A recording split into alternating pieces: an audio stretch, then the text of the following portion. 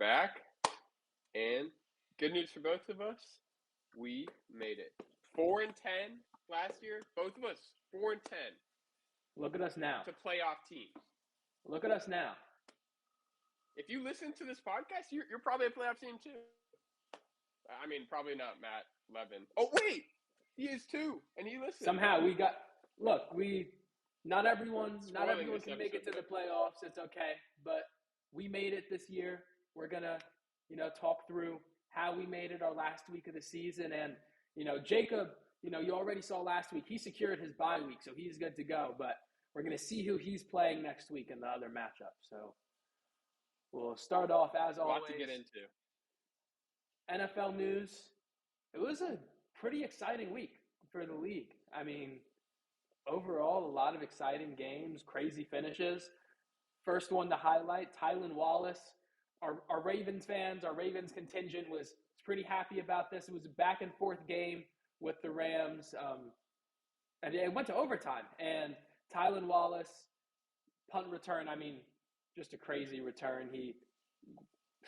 Just crazy. I feel like he was a really highly touted out of college when he got drafted, but he hasn't done much for their receiving core. But now we're all remembering Tylan Wallace. He gets the win for them. Huge for the Ravens.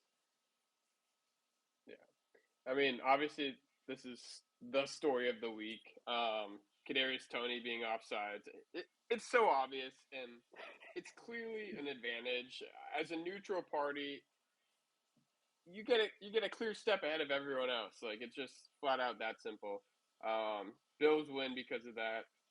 That play was probably the most insane play I've ever seen. That lateral back from Kelsey. But kind of wish it held up because it would have been wild, but would have made for a wilder ending too. But it was still just probably the story of the week. The Chiefs losing back-to-back games, pretty crazy. There's tons of stories around the week, like you mentioned. We ended up only picking these three, but we kind of held off a lot. We're debating, including the Dolphins losing to the Titans, the Packers losing the Giants, the 3-0 game, the Jets beating the Texans, disgusting. No, Bears, Lions, literally upsets across the board, crazy games. Week 14 was wild, but you want to get in that last game? I mean, that was arguably the game of the week too. So yeah, I know. It was a huge NFC East clash, and the Cowboys just dominated the Eagles pretty much. Dak Prescott's really, I hate to say it as a lifelong as a Commanders fan, but he's making his MVP case. The Cowboys are looking really good this year, and it's going to be interesting to see as we get closer to the playoffs if anything falls apart for them. But they dominated the Eagles. They look like the best team in the NFC East, and the Eagles are one of the best teams in the league consistently this year. So if the Cowboys are at that level, that could mean a lot for them going into the postseason. So we'll see what happens. They didn't just beat them; they beat them down. They dominated them. Kind of killed them. I was kind of surprised. I thought if the Cowboys would win, it would be a close game. But first of all, there's a reason we put the photo. I put the photo of the kicker up there. That dude was insane. He hit he's my man. 350+ yarders, a 60-yarder. I've never seen a performance like that from a kicker, and he arguably won them the game. If he misses one or two of those in the beginning, he messes up the whole game. And the Eagles are kind of out of it, losing 2 in a row. I don't know what'll happen. They still control their destiny though, so they could win out and win the NFC East. But that's a tough ask. We'll see what happens. Let's get into fantasy stuff. Yeah, so no Commanders bye last week, so we're spared another no loss. Action for us. Yeah. But yeah, final week of the season for me. I already clinched, so it wasn't no pressure going into this week, but still ended up taking the L against Alex. He got a Mickey Mouse win. He got an in-season tournament victory. He's still last place in the rankings, but he got this final victory. He's on a good winning streak. He probably won't get last in the league, so he's doing well for himself. I agree. My team just really didn't have the best day. Running back, everything went well, but Goff did not. do anything well against Chicago. Nico Collins got hurt early. Justin Jefferson got hurt. So it was just a rough week for me. I talked a lot about Justin Jefferson last week, hoping to see more out of him, and I didn't see that. He said that he's going to be playing. Injury. Yeah, it's like he said they're going to be playing. He's going to be playing in their game this week. It seems like Nick Mullins is going to be starting. So it's going to be different, and you hope that he's going to be able to play the full game and get his regular set of target share in that offense. But I don't know. We'll talk about my next matchup more, but it was not nice to see Dobbs try to put him in the hospital with a pass that early in the game. So Chuba Hubbard as well, continuing to do well. And then Jaden Reed, sneaky addition, pickup. He's someone who, depending on how things go with injury this week, he might end up playing a factor for me. So we'll see how that goes. But again, this is a Lemicki game. It doesn't matter. Not important. We'll get into your matchup now. I mean, honestly, same here. This game didn't mean anything to me. The one thing that did come out of the game that honestly saved my season was the fact that I made the trade with Adwin and Justin Herbert got hurt this week. That could have been my season right there. I would have had to go with Kyler Murray the rest of the year. That arguably would have completely derailed everything. But instead, I got very, very lucky, as I have most of the season, and knocked out Adwin, finished the season 11-3. I mean, all my players, Josh Allen did what he's supposed to do, which is exactly why I brought him in. Sounding like a GM right now, but that's why we brought him here, to win games. He's doing that. And we move on to the next. Even though we have a bye, we'll wait for the next opponent. So we'll take a look at that bracket soon. Yeah, so results this week. Talked about our two matchups. Alex got the dub against me. Jacob, another win against Alex. Matt Cohen and Joel, they were fighting for that last bye week spot. Cohen ends up taking the win. He was the 2 seed, between you and him for most of the year. So I feel like it's only fair that fraudulent Joel doesn't get a bye week. I think that makes sense. Sammy ends up getting a win over Yusuke, but Yusuke still makes the playoffs. And then Matt Levin picks up. Because of exactly. me. Yeah. Welcome, Yusuke. Yusuke makes it in over Adwin losing, and then Matt beats Ian to make it into that final spot. So a few big matchups last week, dictating who's in the playoffs now. Matt and Yusuke end up getting in, and now we get to actually get into the postseason. It's all about the postseason, for our boys who didn't make it, we're sorry. That's all that matters. We're sorry you didn't, but it's postseason time, and we're, this is where it really counts. This is where the money is won. Yeah. The standing. Final standings. I think I have officially claimed that points scored champion, regular season championship, at least. Yeah. Pretty proud of my team. Everyone that contributed since day one. But we move on. I mean, I think not much to look at here. Alex, last place. He's been there all year. But, I mean, he's honestly caught back up. I really don't think he'll get last with the competition of Adwin, Ian, and Sammy. But we'll see. So, and the playoffs should be interesting. A lot of good matchups this round that we'll get into. Yeah, so the bracket for this week, obviously Jacob and Cohen, y'all got buys. I feel like Cohen's team is normally hurt all the time. We were 4-10 last year. It's no expectation for y'all to be getting the bye weeks, but y'all got here, y'all did it. Real matchups this week, me against Matt Levin. Not, this is a Big matchup one. that I don't want to talk too crazy now and then jinx myself, but I feel good about this week.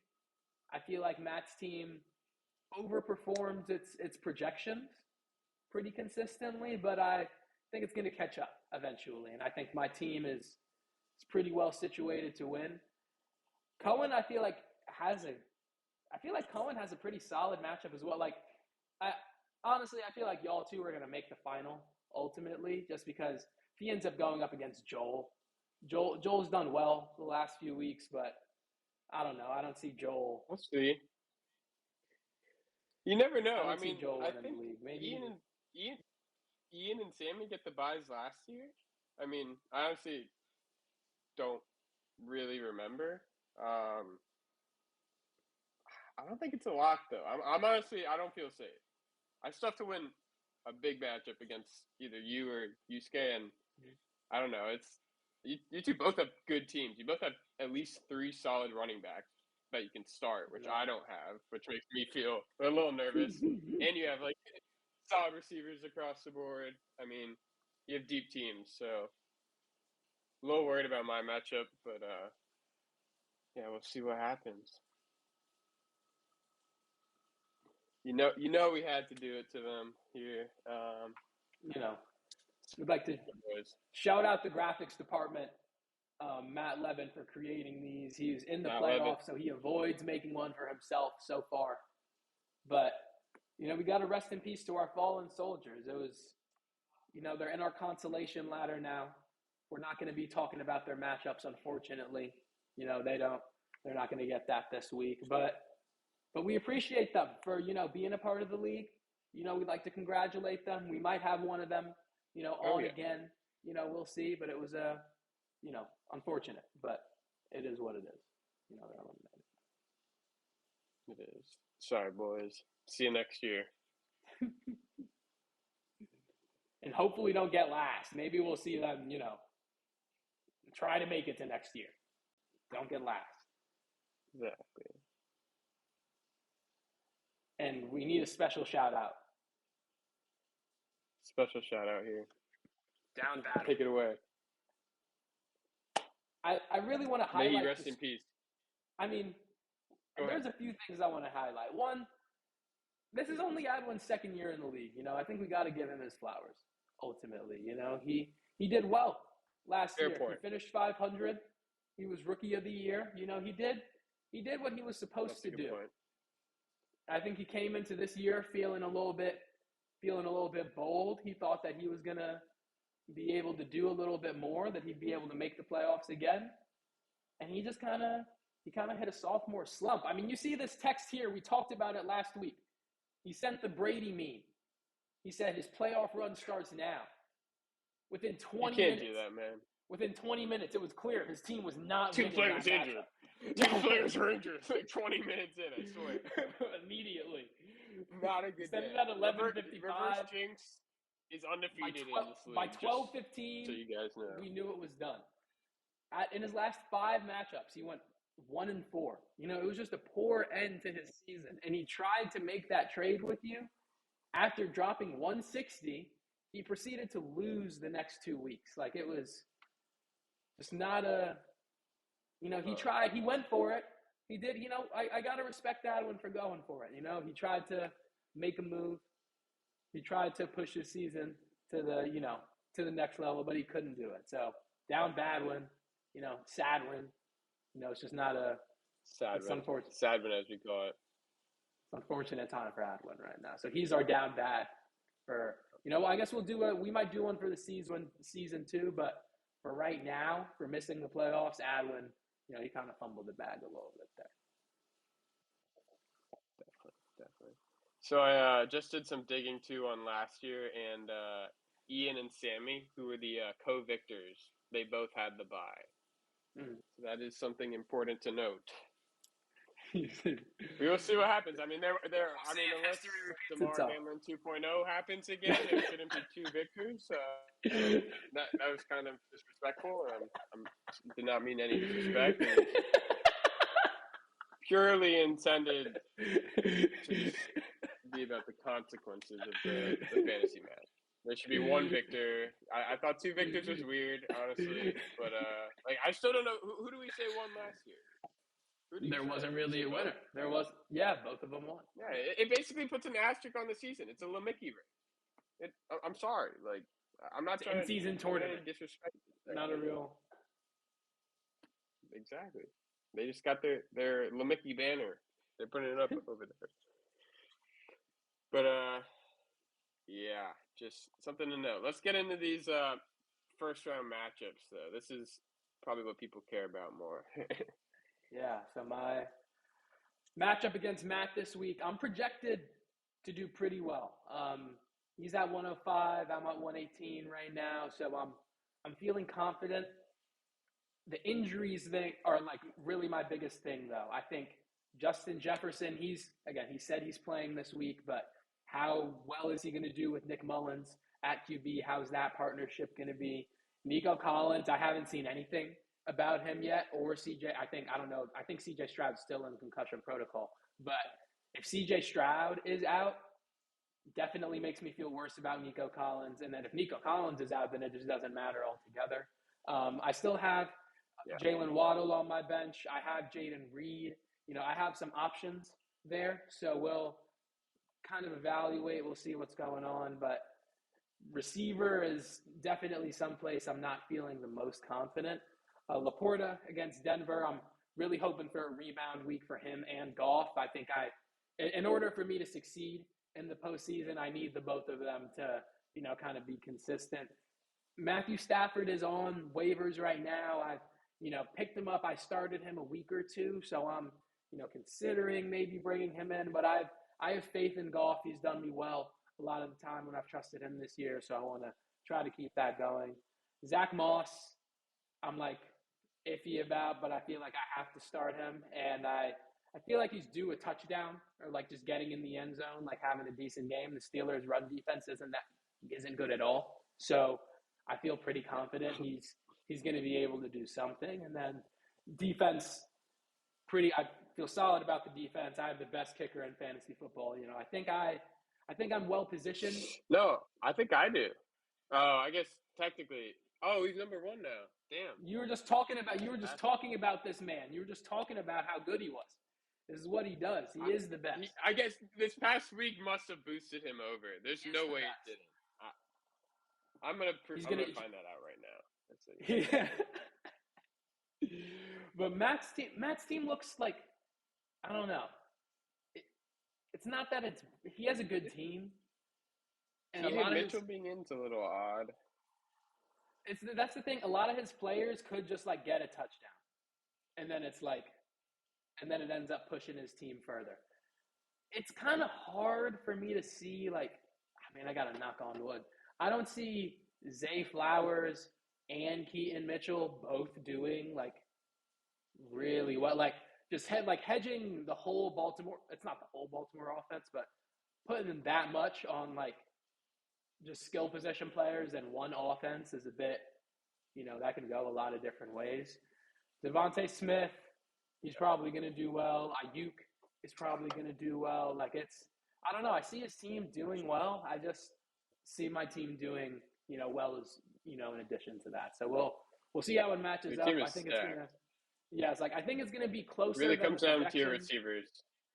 Honestly, yeah, that's going to be the biggest thing. It'll be closer than the projection says it's going to be, but I feel like I'm going to end up winning this week. I got confidence that I'll end up playing you next week. Well, we'll see. Let's see it. It'll be a big podcast episode. Yeah, I know. Next week. Can't make it to the finals together, unfortunately, but we can do the semis though. We'll try to meet in the semis. I feel like that's a good. It'll be a big semis matchup. Definitely. Yeah, and I'll cover Yusuke and Jules' matchup for the week since I, unfortunately, am on bye. So, Yusuke, he's got a solid team. He's had a lot of depth all year. He's kind of had a hard time picking who to put in each week, kind of because of that depth.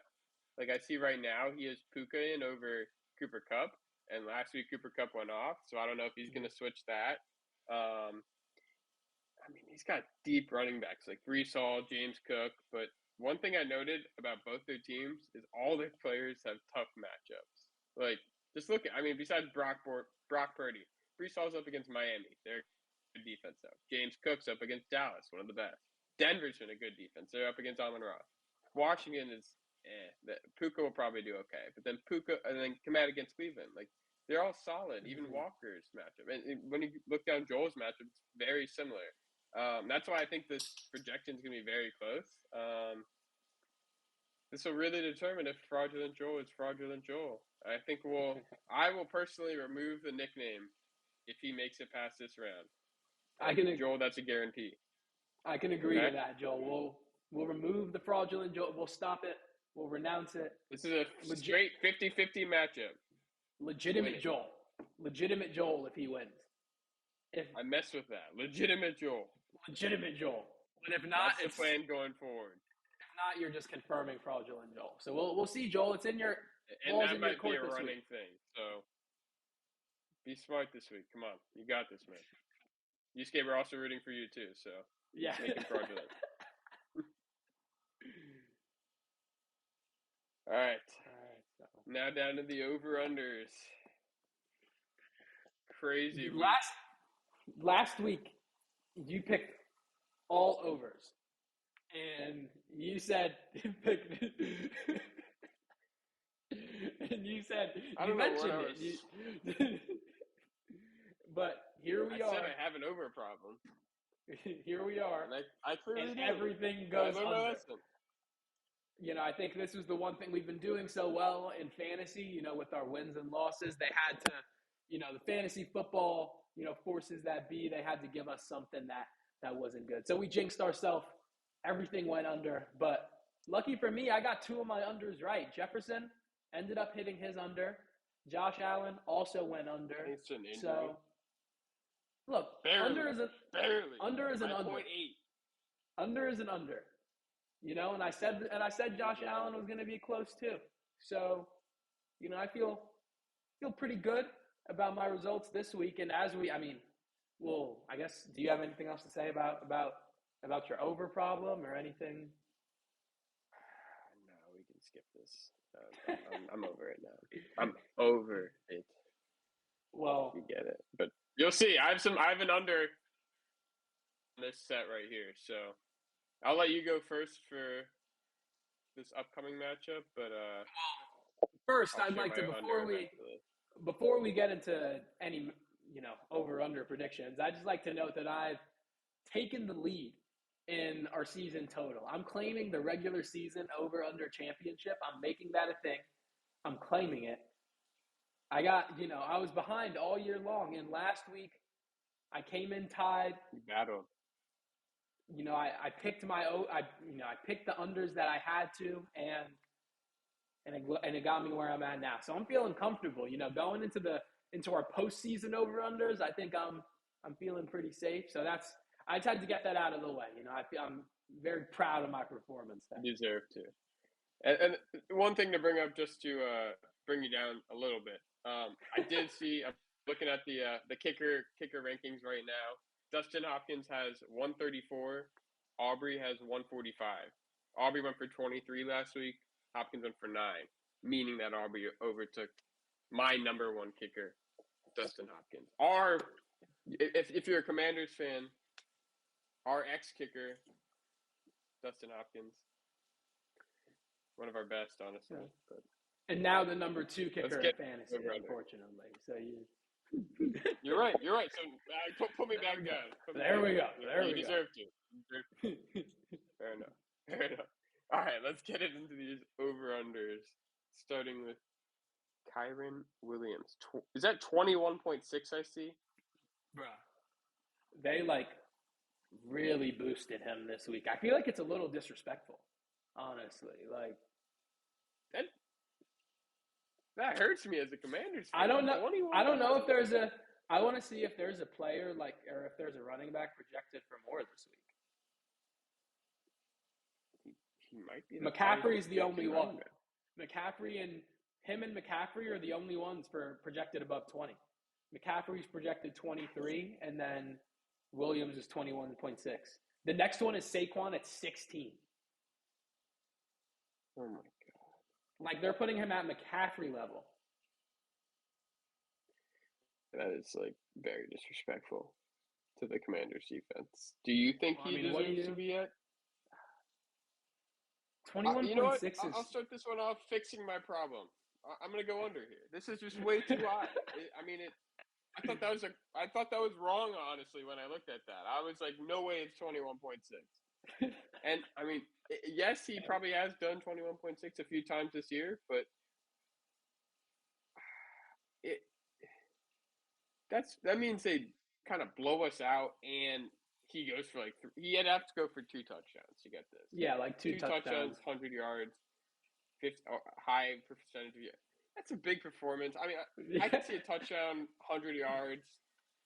I could see him getting up to 18. I think 21.6 is a bit high. I'm gonna go under here. Fixing my problem.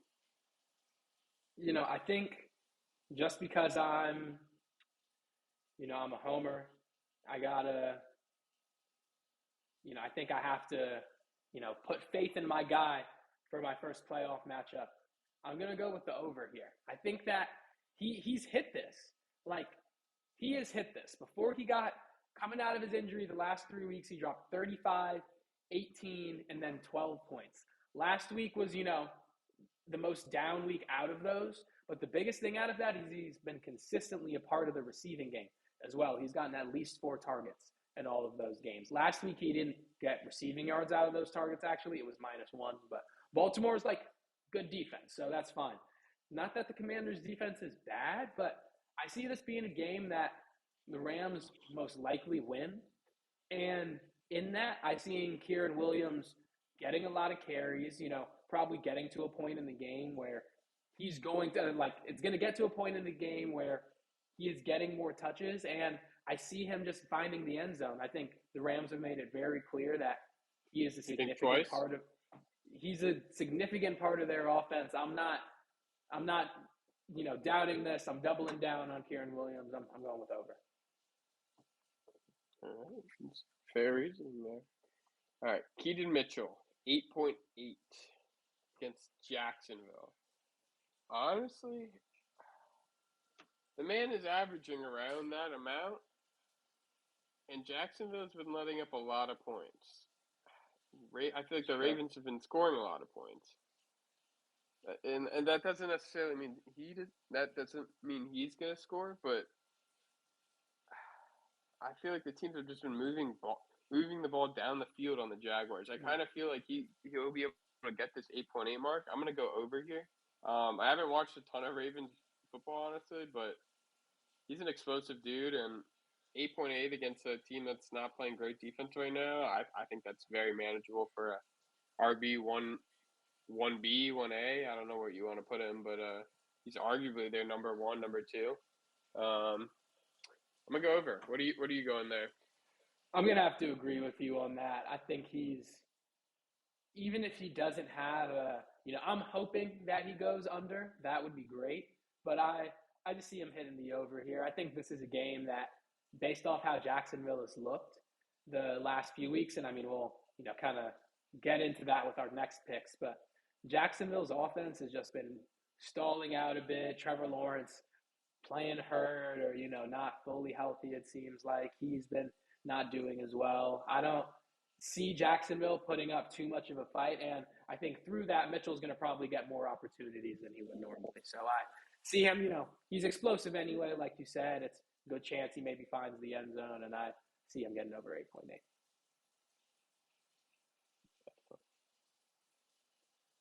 Cool. Do you want to start with the Joel and Yusuke ones? I mean, we can, with Ridley, it's kind of just carrying over that same thing. Like, Jacksonville's offense has not really been good recently, and I don't see that changing immediately through the passing game. I don't think selfishly, I would love for ETN to be the one who kind of changes that for them, but I don't think the passing game is really going to do that much for them. I think they've been kind of inconsistent this year anyway in terms of Trevor Lawrence's performance, and then Ridley, it's been the same thing. So I'll go with under here. Granted, he's done well this year. Like I think his average is 10.6, so it's right around this. He can do it, and especially with Christian Kirk out now, he's going to be, more of a focal point, but I just see them struggling against Baltimore's defense. Yeah. No, I couldn't agree more. And I honestly don't want to be copying you at this point in the season, being down. Even though you won the regular season, you won the regular season title, but still want to try to catch up. 11.7 is this dude has been very inconsistent. He's had a few weeks where he's been explosive, and then besides that, he really hasn't done much. And this Baltimore defense just let up a lot of points. I don't think they're doing that again. I think they'll kind of shut down Ridley. I feel like Lawrence doesn't even look at Ridley. So 11.7 means he gets like 5-6 catches. I don't think he does that. I'm gonna go with the under with you. And then my final pick, getting back on my over train, I'm going to go with Brock Purdy over. I think the 49ers are far and away the best team in the league. I think they'll probably end up scoring 35, 40 points, and he'll get 2 to 3 passing touchdowns, 250 yards, something like that, and that should be more than enough. He'll probably even pick up some running yards. That offense does it all. I mean, he really doesn't even need to do much to get that number, and he's been doing it a lot of the season. I'm going to take that over any day of the week, 20.4. What are you doing? Especially against Arizona. I mean, arguably one of the worst defenses in the league. I'm going to have to, I think we're going to go against each other on this one. I'm going to go for the under on Brock Purdy here. It's not that I don't think he can get it. Like you said, San Francisco is probably going to beat them, and I see them doing it pretty handily. I don't think that they're going to need to air it out with Brock Purdy in the same way in this game. I think we'll probably see, I think it'll be a good McCaffrey performance. I think, Purdy will still probably throw for a touchdown or two. He's thrown for at least a touchdown in all but one game this year. So, expecting him to find the end zone at least once in some way. But I think 20.4 is like a 20.4 is a solid. That's like a solid projection. For him to go over that kind of says he's having a really good game. And I don't think he needs to have that for them to beat Arizona. So I think he's probably going to be in the teens. I think they'll probably be coasting a bit earlier in this game. And I see him going under, close, but under ultimately. Cool. You gave me the chance to tie it up. I'm giving it to you. We'll see what happens. Here we go. All right. Well, we're going to get at least an episode in next week. Definitely probably a finals episode too, assuming the people are interested in being on the podcast. And but thank you for listening this week. Let's pray Anthony makes it through and we get a podcast clash here next week. But we will see what happens. Thank you for listening.